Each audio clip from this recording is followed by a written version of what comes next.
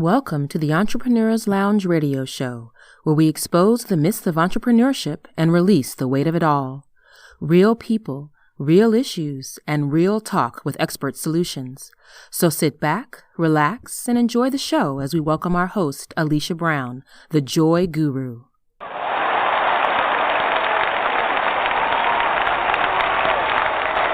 Hello, hello, hello. This is Alicia Brown, the Joy Guru, and I feel like it has been forever since we've had this chance to speak together. I guess it really hasn't in the world of, radio and podcasts, but it does feel like a long time since I've been able to just be able to personally sit down and talk to you.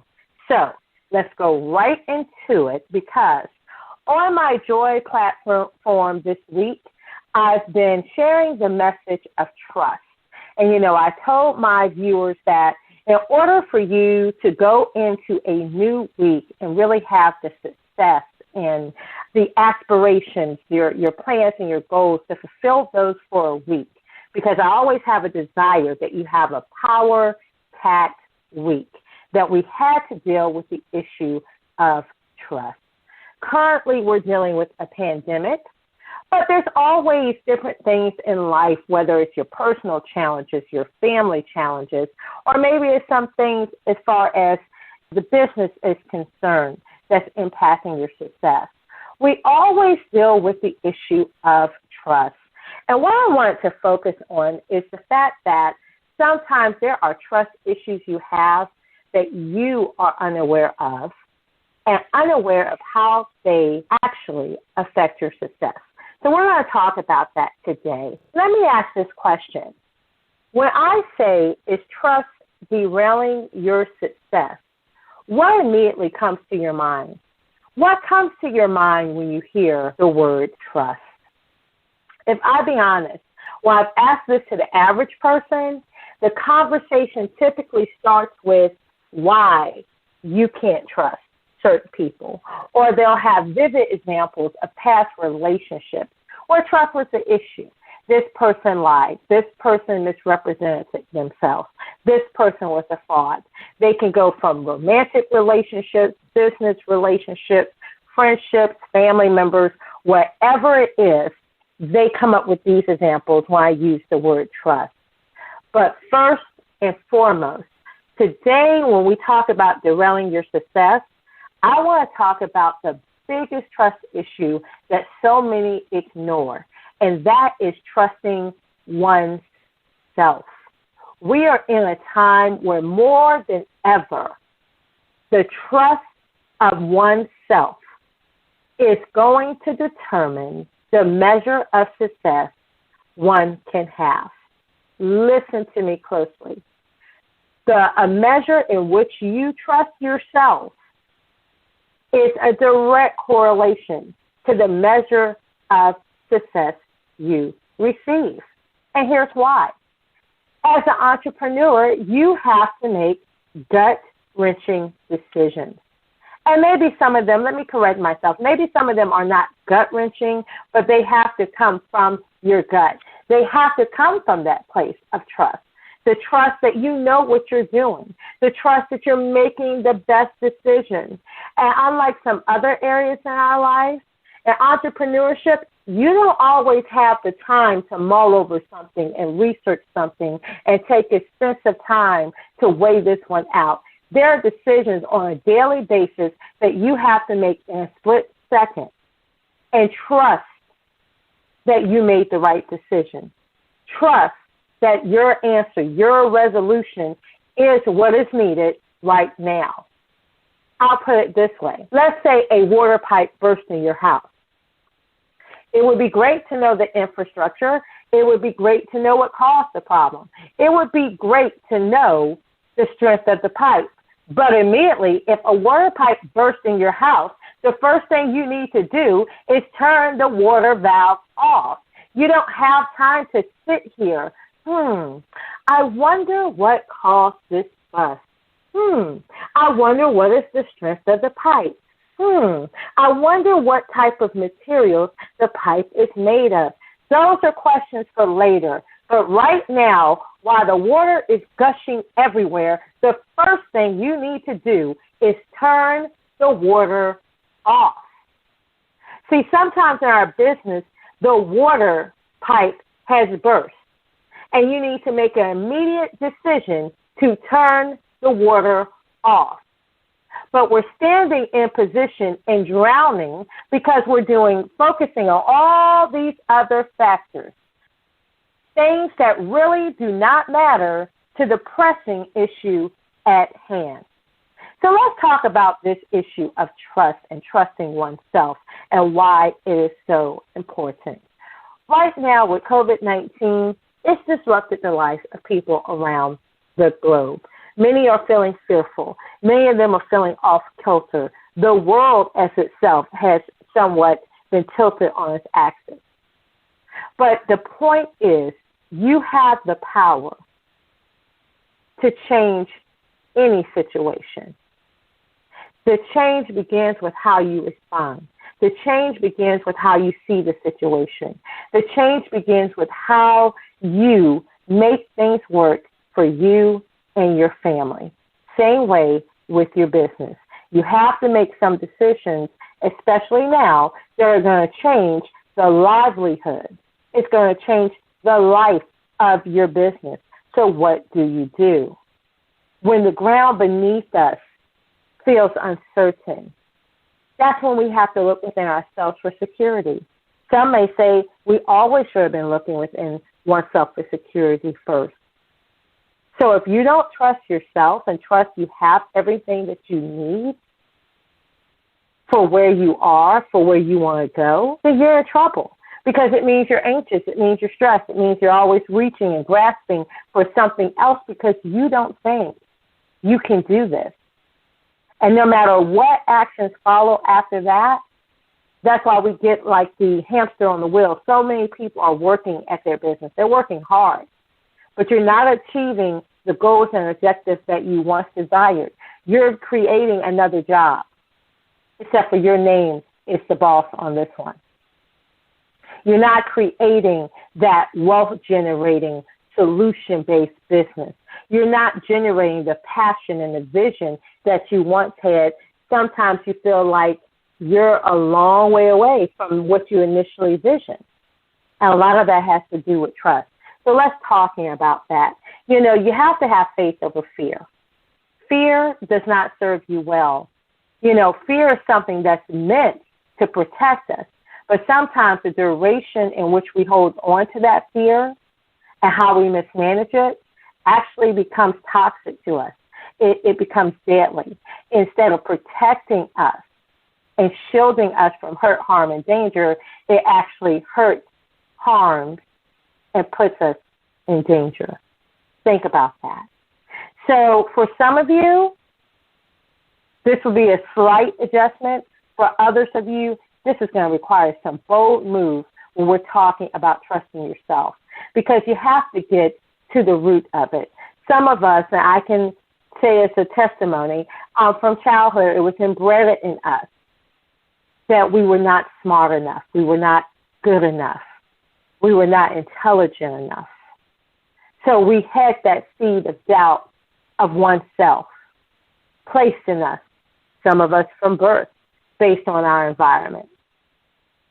Or for others, your environment, your upbringing was wonderful, but maybe it was that first marriage, or it was that first love, or that first betrayal that made you judge trust. And then maybe that person fed you the same mistruths, the same insecurities and doubts that you're holding on to now, not trusting yourself. And, you know, a lot of times this happens in abuse situations for adults as well. You know, you're told that you're stupid. No one else will ever love you. I'm the best you can do. Sometimes those seeds are planted, and we haven't uprooted them, so they're still nurturing. We're still nurturing those inside of us. So when we go and make decisions, especially decisions that we have to make on a split-second notice, we question ourselves. We doubt ourselves. And this isn't about certainty or making sure that we're not just jumping the gun and being irrational. No, this is about we have a deep place, deep-seated mistrust of self. So we naturally assume that anyone else's opinion is better than ours, or that we need 15 other opinions. And if the majority do not align with us, then it's not a smart decision. We need to go with someone else's. And I'm not saying that it's not wise for you to have the counsels of others, but I'm saying even with the counsel of others, you have to have a certain trust in oneself that you can take this counsel and appropriately apply it. So it all begins with you. So I am going to share some notes, some tips of how do we get through this and how do we make sure that trust is no longer derailing our success. And of course, this podcast is dedicated to exposing the myths of entrepreneurship and helping you to release the weight of it all. But you can also use these same tips for your life. It doesn't always have to just be about business, although this is our focus. So one of the articles I'm going to share with you, and I will put this in the group on Facebook, so you can visit Facebook. It's the Entrepreneurs Lounge radio show. Friends of the show, you can request to be a member of that group. And, of course, we will accept you. And I'll also share that link on the Facebook page, which is the Entrepreneurs Lounge radio show. We always want to make sure we give our listeners those resources. And if you haven't joined our email list, make sure you do so. And there'll be more information when you go to the theentrepreneurslounge.info. The theentrepreneurslounge.info. And then, of course, you can always go to thejoyguru.net, and I'll have a link to that site, which is what I consider one of my sister sites. So those are a few ways you can reach us, where I will give you these links since you have it. And if you're already a member of our email list, I will also send these to you because I think these tips are very helpful. This first article comes from Success. And it's the life-changing power of trusting yourself. This is from, it was published in March 2020. One of the 12 tips they give, the 12 principles for building self-trust, is one, don't wait for confidence. Begin before you feel ready. Life rewards action, not indecision. And that's so true. One of the things with Fruition Publishing that I'm always talking with people about, whether, we're in a strategy session, I just met you, or whether you're a current client, it's that if you're waiting for perfect action, if you're waiting for everything to be perfect, it's never going to be. I can't tell you, book launches, platform pieces, everything was according to the checklist. Everything is on a time schedule, and then we need this, or the formatter needs this, or we need this illustration redone. Things happen with the best of people that you're working with. But if you're waiting for everything to be perfect, it's never going to be. So, imperfectly done, a lot of times is better than perfect action, because really perfection does not exist. Doesn't mean we don't aspire to greatness and excellence, but, waiting for everything to be perfect, if you launch things when you think it's perfect, you probably launched too late. So don't wait for confidence. Number 2, doubt your doubts. It says when you let fear call the shots, you sell yourself short. So every time doubt pops up in your mind, doubt it. Stop taking everything you doubt and giving it credibility. And that's one of the things about life. When that fear comes, when that sense of doubt comes, it's not saying you don't question things, but what it is saying is, you know what? If you're a person that always feeds negativity, if you're a person that always feeds doubt, try starving it for a minute. When that doubt, if you notice the issue, when that doubt comes in, how about replacing that with an immediate thought of positivity? Matter of fact, why don't you give it 2 or 3 positive thoughts for every negative one that pops up in your mind, and see the difference that can happen in your life. It's sort of like when people say, you have that person that always says, I can't, or not me. Then immediately say, why not me? And then, a person that's good with negativity and doubt will continually say, well, this is the reason. Oh, they have reasons all day of how and why it won't work. Then keep asking the question, why not?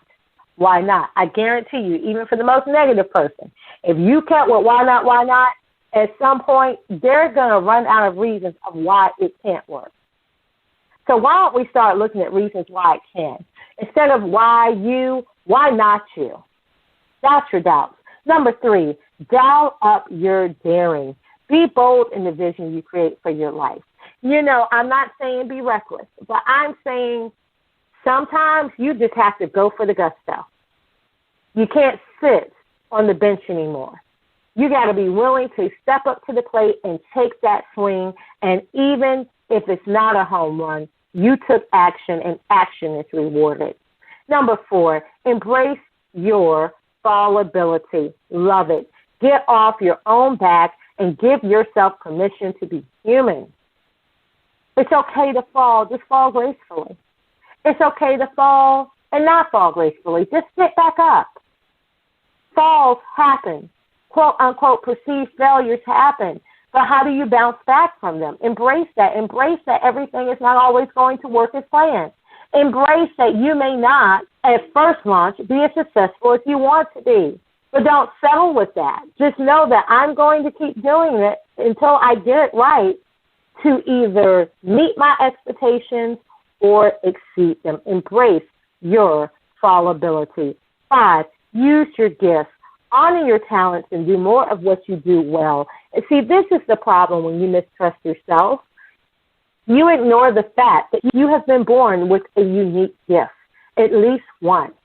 So every time you let doubt and mistrust of self reign versus faith over fear, then you're also ignoring the power that you have. You're ignoring the power of at least one unique gift, your purpose that you were born with.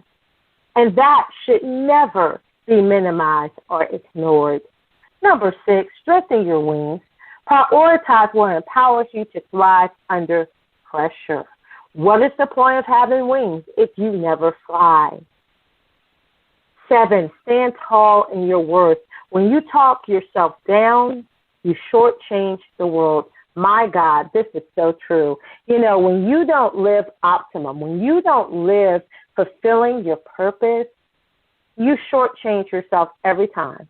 When you doubt your thoughts, when you doubt your trust in self, when you doubt your ability to do what you've been assigned to do, when you doubt your ability to walk in the room and change the temperature with nothing less than your smile or the power and energy that radiates from you, you are shortchanging the world. So, often I'll look at it from entrepreneurship. Sometimes a person just says, I'm not comfortable with sales because they've made sales a dirty word. In their mind, from their experience, sales is something where I'm trying to sell you everything I have, and I'm pushing. I'm being that stereotypical sleazy used car salesman. No, that's not what it is. A sale is giving the person the opportunity to work with you. So until there's an offer on the table where you name your price and you tell them what you're offering and allow them to understand the power of what it is for you to work with them, for you to serve them, to bring this desired action, until that deal is on the table, they can't work with you. You're shortchanging yourself. That really is all a sale is about, making an offer so the person has the ability to work with you. Because the only reason they should be buying a service from you, a product from you, or patronizing your business in some way that involves a cash transaction is because it provides a solution to their problem. So you wouldn't want someone to have a problem and you have the perfect solution to it, but you don't offer it to them. That's like saying you have the cure for cancer, but you refuse to give it to the person because you don't want to sell them the antidote. You don't want to give them the opportunity to be able to take advantage of what you produce to cure their cancer. That's ridiculous. But people don't see it in that light. You see it as I got to sell them something. I got to convince them. I got to use a slippery tongue to get them to say a yes. That's not what sales is. That's called manipulation. You're not the use sleazy salesman. But if you trusted the value of what you offer and how awesome an opportunity is that you're offering this person for you to work together to give them what they desire, if you trusted that, you wouldn't have a problem making a sale. And for those people that said no to the opportunity, you still wouldn't have an issue because you know what it is? They just aren't meant to work with you. Or maybe they're not meant to work with you now. Again, it wouldn't be this self-harm and negative talk of, see, I told you weren't worth, I told you they wouldn't. No, we have to stop that, especially in business if we're going to be successful. 8, risk vulnerability. Lay down your armor and unleash your true strength. Some of us deal with trust of self, and some of us are putting out this energy that we don't even realize. We have that wall up because a lot of times when you don't trust yourself, you don't trust anyone else either. If you're going to put that wall up, and with that wall comes a lot of things, a lot of masks. Some people are masking, and they don't even know that. But lay down that wall. Break that wall down. Risk being vulnerable. When you're talking to people, when you're building relationships, there's a certain vulnerability that must be there. And sometimes you get burned, and it's okay. You learn and you grow.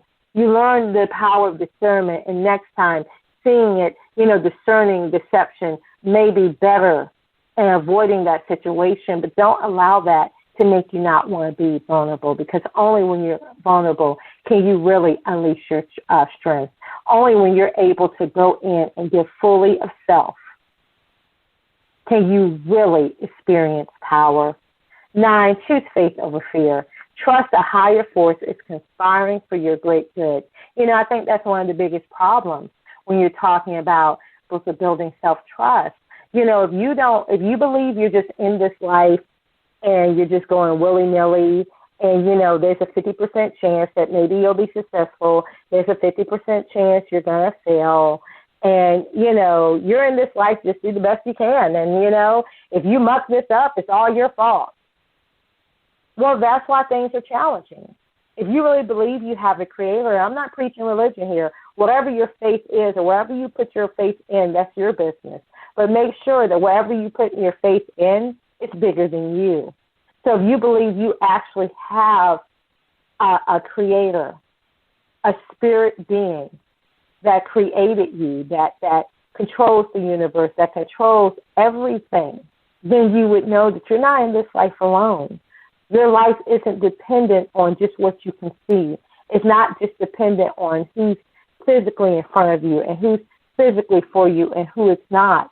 If you believe you have a creator and a higher power, a higher force that's always working for your good, then it's easy to choose faith over fear, or easier in certain situations than giving into fear. Fear means you have no hope.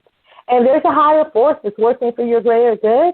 You always have hope, because it's not just what you see in this universe or what's in front of you. There's a higher power that's conspiring, not against you, but for you. So if you believe that, choose faith over fear in every single situation. Number 10, now I'll go through these a little quicker because I have some other valuable tips I want to give you. Number 10, find your uplift.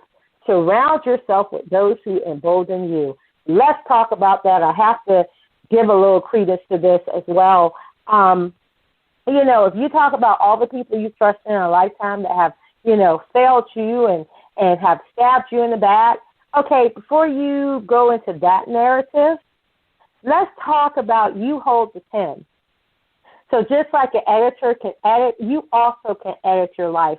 That's another one of my mottos for my Joy Guru platform. It's never too late to edit your life. You don't like something, change it. That's why pencils have erasers. There's whiteout for pens. There's correction tape for typewriters, if they even use those anymore. There are a few offices for a few documents where they do, so I'm not that old of a person. But there's correction built in every facet of life. So those around you, if they're not encouraging you, if they're not uplifting you, and they're helping to feed into this negativity, a sense of doubt, they're part of the reasons why you don't trust yourself from the negativity they give you, you can do a change. Always you have to remove that person from your life, or can. I've definitely been in those situations where I had to, but sometimes it's just removing their access to you. Maybe you don't have spend as much time with them. And then maybe it's a family member. Let's say you're a caretaker, and it's not where I have that option. You do have the option of how you allow other person's words, thoughts, and deeds to control your spirit. So again, it begins with that talk. Again, it begins with that belief in self. You cannot allow them to talk the way they talk to you. And if you do, then perhaps you need to just go ahead and eliminate what you feel from those words. Again, you're going to have to talk over that narrative that they continually give you. Cut off that power source they have, where it doesn't uplift you. And find your tribe. Find those who uplift you and surround yourself with them. Number 11 says to surrender resistance. Embrace uncertainty and look within for the security you seek. Number 12 tells you to own your power. Be an ambassador for the world you want to live in. So many times we're an ambassador for everyone else except for ourselves, so don't do that. And, these tips, there is a book, I want to say yes, and this was the author of the article by Success, Miss Margie Worrell, M-A-R-G as in George, I-E. Worrell is W-A-R-R-E-L-L. She's a best-selling author and mother of 4. Her 5th book is You've Got This, The Life-Changing Power of Trusting Yourself. You can visit margieworrell.com for more information. I'll give you all of those links in our Facebook group and on the mailing list, so make sure you join those. Also, another wonderful article from Psychology Central or Psych Central. It was 3 ways to develop self-trust, so there's just 3. Cynthia Wells, she's a psychotherapist in private practice in Northern Virginia. She's honest. She said, we can't count on anybody 100%, but that doesn't mean we should isolate ourselves or harden our hearts. It deals directly with what we've been talking about. Sometimes that mistrust in other relationships has us doubting and not trusting ourselves. No, you can't count on any one being or person, I should say 100%. But if you have a spiritual power, a higher power, you can always count on that power 100%. People, not so much. But it's not a good thing for us to trust no one either. We will be disappointed in life, but that shouldn't stop you from trusting other people, including yourself. So she writes in her book, The Courage to Trust, A Guide to Building Deep and Lasting Relationships, that the person you need to trust first is yourself. No one can be as constantly supportive of you as you can learn to be. Being kind to yourself increases self-confidence and lessens your need for approval. Loving and caring for yourself not only increases self-trust, it also deepens your connections with others. So, hey, I would ask you that question today. Do you love and care for yourself? Are you really doing that? Okay? I have a special video, a snippet I will share with you in the Facebook group. I may share with you by mail from Lisa Nichols, where she's talking about self-care and how, it's not just getting your nails done. It's just not a massage. Those things are great, but self-care is so deeper than that.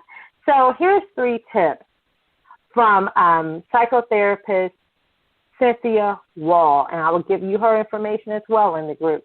1 is that you avoid people who undermine your self-trust. We already talked about that previously, so I won't go on and on. But there will always be what she calls dream smashers and naysayers. I call them dream killers and dream stealers. Always someone that wants to see you. If you put out that dream, that's why you have to watch what you say and who you share your thoughts and dreams with. But it's always going to be someone that just wants to rain on your parade.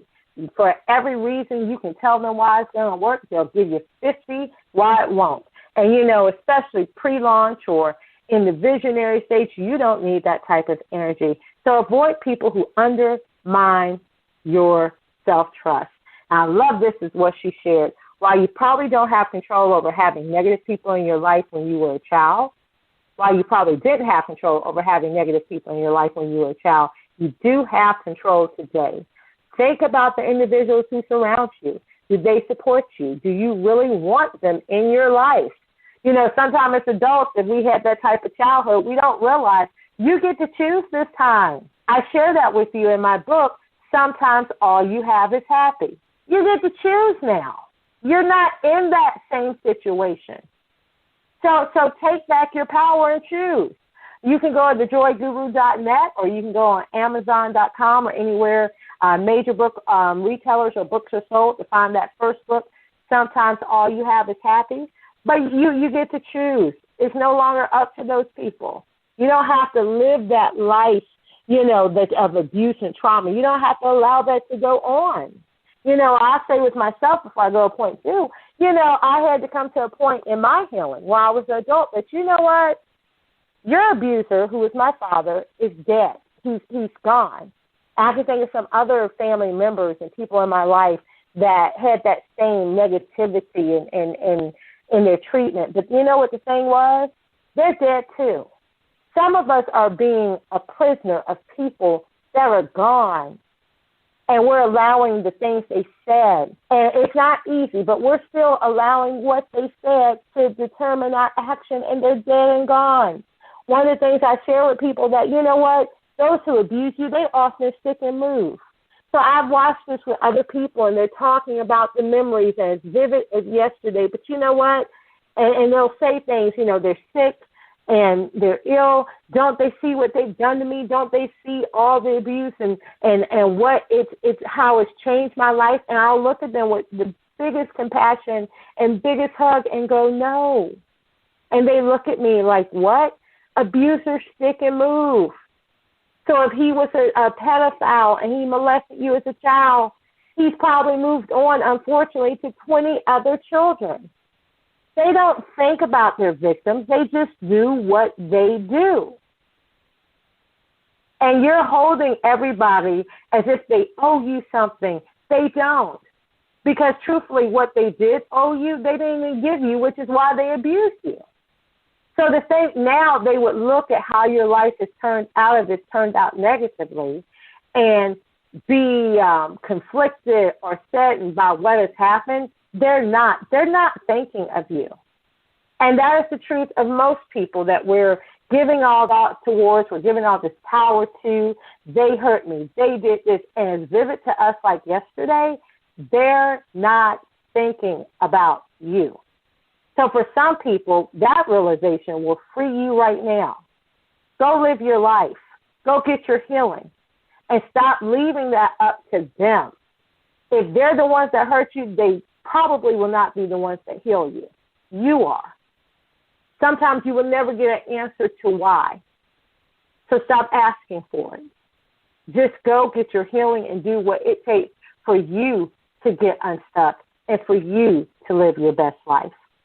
Number 2, keep promises to yourself. She shares that developing self-trust also includes becoming your own best friend, and that includes keeping promises to yourself. Make a commitment, and keeping it builds trust. So she gives the example. You might make the commitment to create and sustain a boundary. You might make the commitment to take a walk or see the doctor for a checkup. You might make the commitment to go to bed earlier, to go to church every week. Find out if you're a good friend to yourself and what you might need to work on. Some of us make commitments to everybody else and keep them, but we never keep the ones to ourselves. And then some of us, we make commitments to everyone else and we never keep all of them, and so we definitely don't keep the ones to ourselves. And last but not least, speak kindly to yourself. You shouldn't bash your own self. Some people, their whole speech to themselves is self-hate. You're so stupid. Instead of saying that, she suggests you say, that's okay, it was a small slip-up. Or, yeah, that was a big mistake, but I'll learn from it and I'll love myself anyway. Being understanding towards yourself when you make a mistake helps you be more understanding towards others when they do the same. You know, a lot of people that are not compassionate to others, a lot of times they're not compassionate to themselves. Some people are still compassionate to others, but imagine what their measure of compassion would be if first they started by being compassionate to themselves. And Wall says that trust is the heartbeat of every significant relationship with yourself as well as with others. That's what she shares in her book. So, again, self-trust doesn't mean that you always trust yourself to say the right thing or make the right decision or follow every rule. It's not about perfection, she says. But self-trust means that you trust yourself to overcome a slip-up or failure. As Wall says, I'm trusting myself to do an A-plus job, but to survive. And there is a difference. I want to leave you with just one last thought. There's another article from A Conscious Rethink, and it says how to trust yourself with 20 I can't say the word on air, but no BS tips. And I'm not going to read all 20. I'll give you the link for that. But the first one they put, and this is so true, be authentically you. I can't tell you, especially in relationships I'm no longer a part of, how that was one of our biggest issues that led to no longer having that relationship. They weren't authentic. And a lot of times that person will come, this is who I am, blah, blah, blah, blah, blah. And they have that big, pseudo cape on. They are all power. They are strong. They are sassy. And then when you really get in that relationship, no, they're not. And they're really at war with themselves. Sometimes, I remember one specifically as a recent, you were this person that was bold and sassy. And then, the more you got to know this person, they will always come with snarky comments that were demeaning. But they didn't see that. I guarantee you to this day that person doesn't see that, unfortunately. They were tearing other people down that were supposed to be their friends. These are the people, and that's why you don't have a lot of friends. You have a lot of associates. Associates and friends are not the same. Sometimes people are calling people friends when they're just associates. Do they really know the depth of you? Are you really clearing that space for them to learn the depth of you? Or is this a surface friend? And I found they had more surface friends. As we continue to know each other and you listen to things, it's just like, you're talking about all of these people and what makes you fabulous. But the people that you're talking about, these fabulous things you did, trying to bring credibility to what you do, they're not connected to you. So just social media doesn't mean we're connected. I have a phone call with them once a year. That doesn't mean we're connected. And when I start really realizing this person's life was almost like a TV drama. You're living in what could be and what was, but none of that's current. You're really good at this persona. But when we really get down to it, you've built a great wall and platform of surface people. So there's no one that when you really need something, you can talk to. No one. And then, as time went on, I see why. Because when people that you say you trust really get to know you, you're not a nice person. You're even insulting to them. But your speech said you're expecting everyone else to tell you you have a problem. Really? Because if you're saying these things, then you know you have a problem. It's been said before, which is probably why you don't have those friends. So if you know this is the problem, then you work on it. It isn't, I'm just going to be friends with whoever I think can put up with my nonsense. But some of us have that toxic nature, and we don't even realize it. And then we're wondering, why do people keep walking away from me? Why does this keep happening? Examine self. Be authentic. You don't have to walk around being a superhero if you feel broken. Sometimes you need to stop putting that mask on, not sometimes, all the time. You need to stop putting on the superhero's cape and allow yourself to seek your healing. If you're bleeding, don't try to cover that. Address the wound. Get what you need to heal first. Stop trying to mask it. And unfortunately, a lot of us are walking through life with masks on. There's nothing wrong with putting your best foot forward. You're supposed to. We don't want you walking around every day that when you greet people, you give them a long list of what's wrong with you. But at the same time, to give them a list and a persona, another personality when that's not you, that's not being authentic. And you really can't keep up that facade for too long. So be yourself. Be authentically you. And if you don't love yourself, work on that first. Be true to who you are. Another tip they give here is write down the things you like about yourself. If I told you to write down what you don't like, you would have no problem. You would never end that list. But if I say, what are 3 things that you love about yourself? It takes you a little bit longer. Enjoy alone time. Some people have a problem with being alone. Some people are alone too much. But get to know yourself. And if you've really been through trauma, if you've been through some serious broken relationships, this may be a tip that's a good starting point for you more than any of them. Get to know yourself. Get to know who you really are, not just what you want to be, but who you really are. That part when you're in the mirror and you have to face you. Get to know that self. We all have things to work on. We all have things we want to improve on, and do that. But there also should be things we know that we love about ourselves. Explore that more. Maximize that.